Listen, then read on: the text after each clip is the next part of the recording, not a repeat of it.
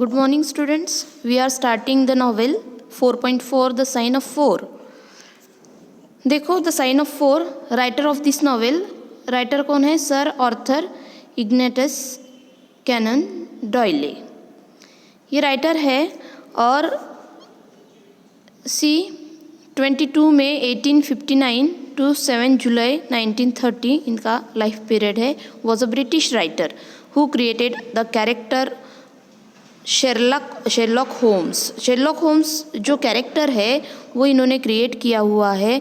और आप लोगों को पता है जैसे कि शेरलॉक होम्स ये कैरेक्टर जो है वो डिटेक्टिव कैरेक्टर है। ऐसा कोई भी दुनिया में केस नहीं है कि ये शेरलॉक होम्स ने सॉल्व नहीं किया है। तो इस तरह से देखो कि he published a study in Scarlet, the first of 4 novels and more than 50 short stories about Holmes and doctor Watson. Doctor Watson और होम्स के बारे में नियर अबाउट 50 शॉर्ट स्टोरीज इन्होंने लिखी हुई है। Sherlock Holmes stories are generally considered milestones in the field of crime fiction. और crime fiction में इनकी स्टोरीज़ है। और सबसे ज़्यादा इम्पॉर्टेंट ये है कि हर केस का जो क्राइम फिक्शन है, जो क्राइम है उसको ये ढूंढ के निकालते हैं। मतलब कि कोई भी ऐसा केस नहीं है कि जो उन्होंने सॉल्व नहीं किया है। That Doyle was a prolific writer and other than home stories, his works include fantasy and science fiction stories about Professor Challenger and humorous stories about the Napoleonic soldier Brigadier Gerald, as well as play, romances, poetry, non-fiction and historical novels. तो देखो जैसे कि here one of Doyle's early short story, J.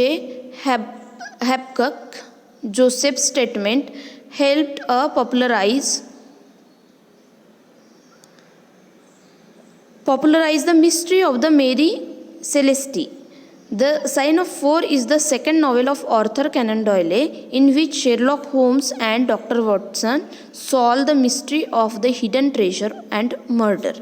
Doctor Watson भी है Sherlock Holmes के साथ। तो doctor Watson और शेरलॉक होम्स जो है, शेरलॉक होम्स तो ऑलरेडी डिटेक्टिव कैरेक्टर है। तो इस तरह से हिडन ट्रेजर और मर्डर की स्टोरी यहाँ पे जो हिडन स्टोरी है वो ढूंढ के निकालते हैं। वो स्टोरी जो है, ये जो केस है, ये जो क्राइम है वो सॉल्व करते हैं।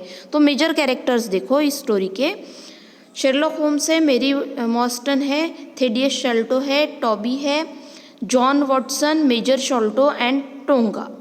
अब देखो कि शेरलॉक होम्स तो डिटेक्टिव कैरेक्टर है, मेजर कैरेक्टर है, मेरी मॉस्टन भी एक मेन कैरेक्टर है। अब यहाँ पे मेरी मॉस्टन जो है वो केस शेरलॉक होम्स को देती है। और जो भी this is a mysterious story, ये क्या है? एक मिस्टीरियस स्टोरी है। और मेरी मॉस्टन के जो फादर है वो डिसअपियर हो जाते हैं। और वो कैसे डिसअपियर हो जाते हैं, क्यों हो जाते हैं, वो कहाँ पे गए हैं, क्यों गए हैं, वही ये शेरलॉक होम्स जो है वो ढूंढ निकालता है।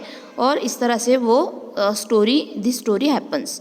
अब देखो आउटलाइन ऑफ द नॉवेल, ये नॉवेल की आउटलाइन क्या है? The novel begins with Holmes and doctor Watson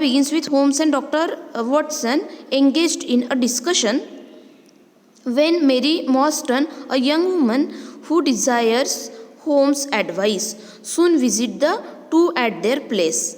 और मेरी वॉटसन जो है उसको शेरलॉक होम्स का क्या चाहिए? एडवाइस चाहिए। और शेरलॉक होम्स को वो बताती है कि उसके फादर जो है वो मिसिंग है, डिसअपीयर है, तो वो कहाँ मिलेंगे। During the meeting Mary tells that after her father disappeared under mysterious circumstances some 10 years ago, she began receiving a large pearl in the mail on the same day of every year.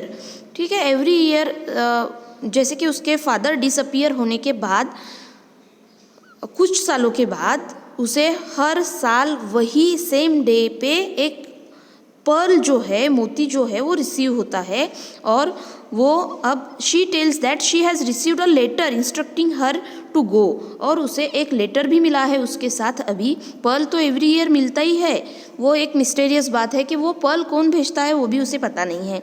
तो वो Perl उसे मिल रहा है, तो उसके साथ एक letter भी मिला है और उसे वहाँ पे जाना है।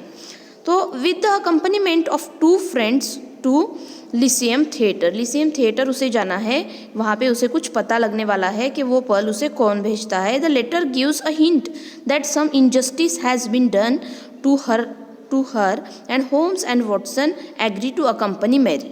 और मेरी जो है वो होम्स को और वॉटसन जो है उनको अपना जो मिस्टीरियस हैपनिंग विथ हर वो बताती है, और वो शेरलॉक होम्स और वॉटसन उसकी हेल्प करने के लिए रेडी है, दोनों उसके साथ जाने के लिए रेडी है।